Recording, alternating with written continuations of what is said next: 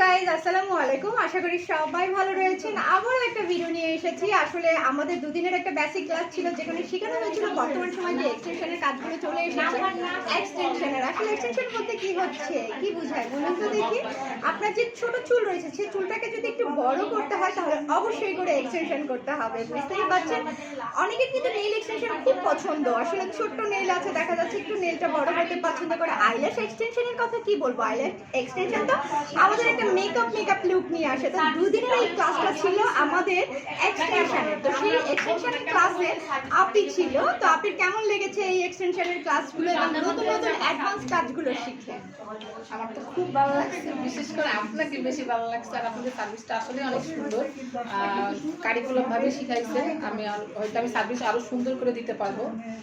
আমার পার্লারটা কোথায়? আমার পার্লারটা হচ্ছে ফরিদপুর কামারখালীতে। বাহ, ফরিদপুরে! বুঝতেই পারছো, ফরিদপুরে এখন কামারখালী, ওখানেই এখন এই এক্সটেনশনের কাজগুলো যোগ হয়ে গেছে। কি ভাবতে অবাক লাগছে ফরিদপুর আপিরা।